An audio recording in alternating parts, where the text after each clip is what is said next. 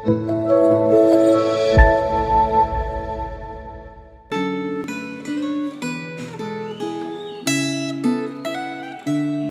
Bapak Ibu dan saudara-saudara yang terkasih di dalam Yesus Kristus. Senang sekali kita dapat bersama-sama berkumpul untuk membaca dan merenungkan sebagian dari firman Tuhan. Topik refleksi Gema pada hari ini adalah konsekuensi dari dosa. Dan firman Tuhannya terambil dari Kejadian pasal 30. Saya harap Bapak Ibu dan saudara-saudara sekalian sudah membaca keseluruhan dari pasal ini sebelum mendengarkan refleksi Gema. Mari kita bersatu di dalam doa. Ya Tuhan Bapa kami di dalam surga, kami mengucap syukur atas segala berkat dan kasih karunia yang selalu baru setiap hari. Terima kasih untuk kesempatan yang indah di mana kami dapat bersama-sama membaca dan merenungkan sebagian dari firman Tuhan. Kiranya Tuhan saja yang bukakan hati kami dan mampukan kami untuk dapat mengerti apa yang ingin Tuhan sampaikan kepada setiap dari kami. Dan yang paling penting, mampukanlah kami untuk dapat melakukannya dalam kehidupan kami sehari-hari. Terima kasih ya Tuhan, dalam nama Tuhan Yesus kami sudah berdoa dan mengucap syukur. Amin. Saat ini saya akan membacakan Kejadian pasalnya yang ke-30, ayatnya yang ke-1 sampai 5 dan 9 sampai 10. Demikian bunyi firman Tuhan.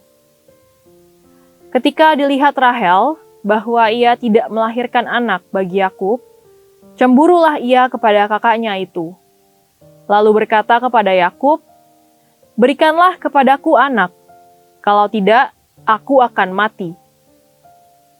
Maka bangkitlah amarah Yakub terhadap Rahel dan ia berkata, "Akukah pengganti Allah yang telah menghalangi engkau mengandung?"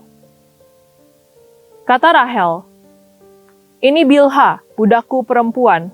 Hampirilah dia supaya ia melahirkan anak di pangkuanku, dan supaya oleh dia aku pun mempunyai keturunan." Maka diberikannya Bilha, budaknya itu kepada Yakub menjadi istrinya. Dan Yakub menghampiri budak itu. Bilha mengandung, lalu melahirkan seorang anak laki-laki bagi Yakub. Kemudian ayatnya yang ke-9 sampai 10. Ketika dilihat Lea bahwa ia tidak melahirkan lagi, diambilnyalah Zilpa, budaknya perempuan, dan diberikannya kepada Yakub menjadi istrinya. Dan Zilpa, budak perempuan Lea, melahirkan seorang anak laki-laki bagi Yakub. Sedemikian jauh pembacaan firman Tuhan. Dari bagian firman Tuhan yang sudah kita baca, kita pun dapat melihat bahwa Laban adalah seorang yang mengutamakan keuntungan. Saat Eliezer, hamba Abraham datang untuk mencarikan istri bagi Ishak, Laban menyaksikan secara langsung bahwa Eliezer memberikan banyak perhiasan berharga kepada Ribka saudaranya. Melihat hal tersebut, Laban pun langsung bersikap menjilat. Karena bagi Laban, anak-anak perempuannya sendiri pun dapat menjadi sarana untuk mendapatkan keuntungan pribadi. Di Kejadian pasal ke-29, Yakub menawarkan diri untuk bekerja kepada Laban selama 7 tahun agar mendapatkan Rahel sebagai istrinya.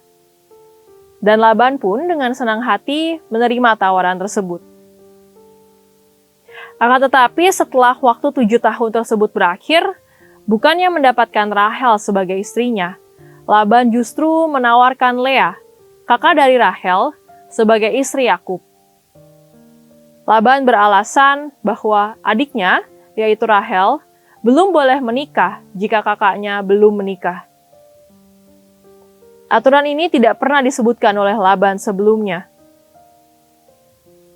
Bagi Laban, yang paling penting adalah mendapatkan tenaga kerja gratis.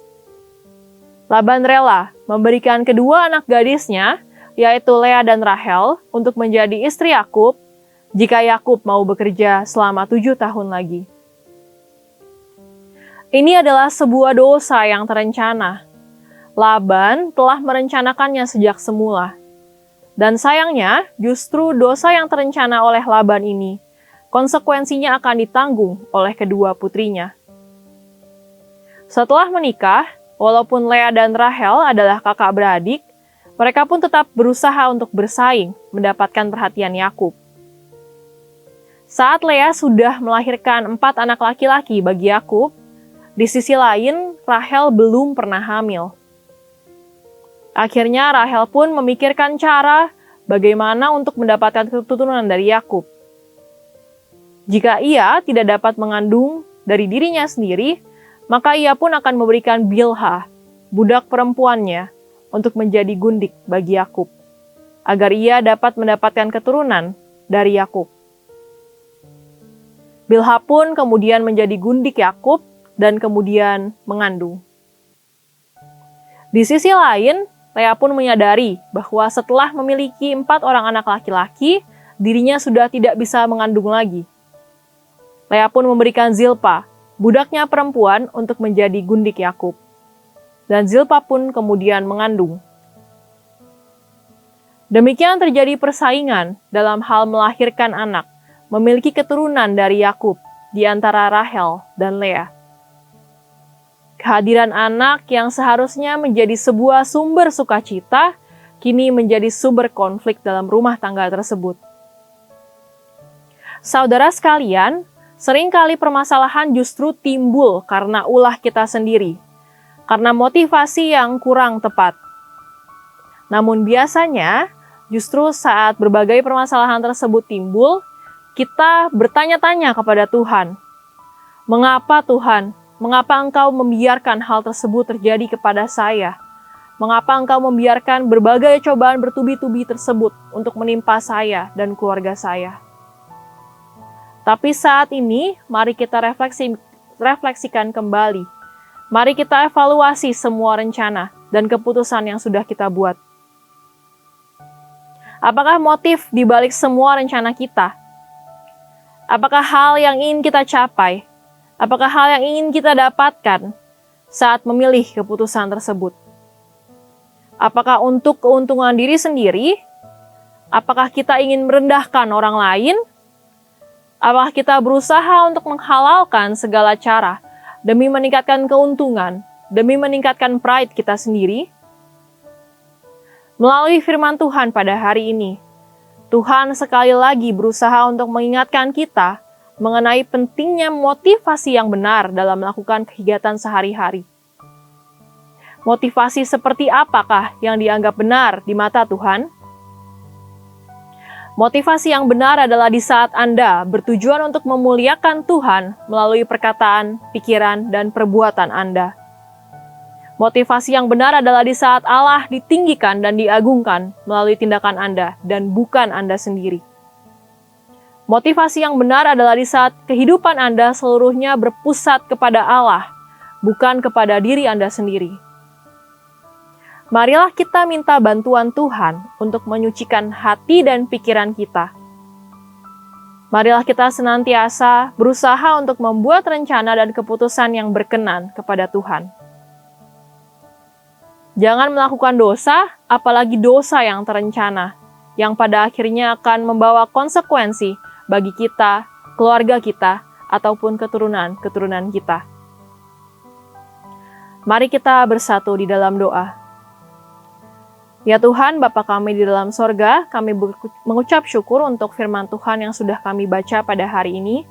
Terima kasih karena Engkau telah sekali lagi menegur kami ya Tuhan, dan mengingatkan kami untuk kembali menilik motivasi kami dalam melakukan tindakan-tindakan kami. Kiranya Tuhan saja yang bantu kami memurnikan hati, pikiran, dan perkataan kami, agar segala sesuatu yang kami lakukan dapat memuliakan Engkau dan bukan kami sendiri. Terima kasih ya Tuhan, terima kasih untuk waktu yang indah ini, berkati juga kegiatan kami selanjutnya. Di dalam nama Tuhan Yesus, kami sudah berdoa dan mengucap syukur. Amin. Sedemikian jauh untuk refleksi Gema pada hari ini, kiranya Tuhan memberkati Bapak, Ibu, dan saudara-saudara sekalian.